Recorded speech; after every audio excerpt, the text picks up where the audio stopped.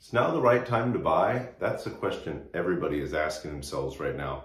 Interest rates are way up and prices are kind of leveling off, and in some cases even going down.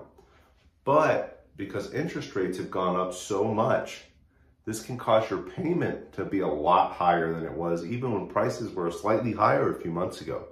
So again, that everybody's asking, is now the time to buy because my payment's gone way up?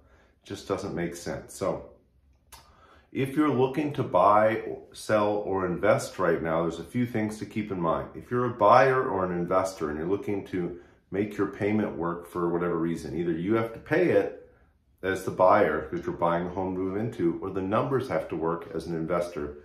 So a few things that you can do to make sure that you get the right deal for you and the payment makes sense.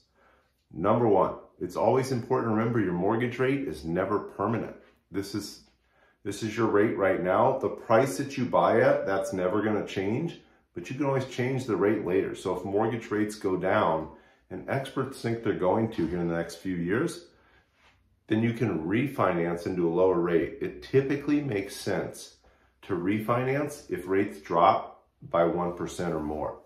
And the reason it would make sense to do that if they drop by 1% or more, not 0.5%, is because there are costs associated with refinancing. You're basically buying your house over again. So you're getting a new loan, and there's all those closing costs that you paid to the lender to buy your house in the first place. So again, you have to do the math, you have to talk with your lender and make sure that it really makes sense to refinance. But typically, it makes sense to refinance if rates go down more than 1%.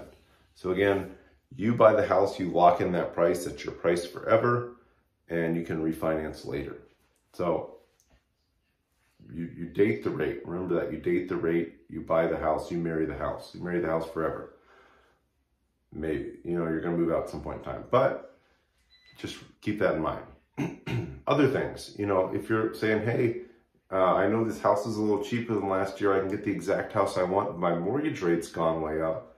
You can get the seller to buy down your rate, or you can buy down your rate. So you can either do a permanent rate buy down or temporary rate buy down. Talk to your lender about these two options, but we're seeing new home builders right now do tons of rate buy downs just as part of their purchase packages. Like a year ago, the new home builders were getting lists and they were saying, hey, come on in when we call your name and then you can bid on the house. Now they're saying, please come bid on our house. We're gonna give you all these things. We're gonna give you more closing costs. We're gonna buy down your rate to this. So it can really be a great way. I've seen builders advertising rates bought down to as low as 3.99, which is an amazing rate. So you can make the payment work for you. You're probably just gonna have to pay for it. And it doesn't mean that you have to pay for it. Absolutely positively, you can get the seller to pay for this. It's just asking the seller to give you more credits, and then you apply those credits towards a rate buy down. So remember, buy down your rate. I always encourage people right now, here in August of 2022, to ask for closing cost credits and ask for enough that you can use those to buy down your rate and also pay some of your closing cost fees. Last one, guys. So number 3, if you're a buyer, you can put more money down and you can avoid things like PMI. You can get a lower payment. So if you put 20% down, you avoid PMI altogether and your payment's going to be a lot lower. So what it's really about is your payment. It's not so much the price of the house. Prices have gone down a little bit, but again, interest rates have gone up, so your payment has gone up. So what you have to do is make the payment work for you. When you're buying a house to live in, the payment has to work for you. When you're an investor, essentially the payment has to work for you. The numbers have to work, but a big part of the numbers working is the payment working. So no matter what rent you're getting, if that payment is more than that, then it doesn't make sense to buy it as an investor. And if you're buying your first home and it's unaffordable to buy it and you have to live in it and you have to pay all the bills, maybe you can't buy it, but also maybe you just don't want to.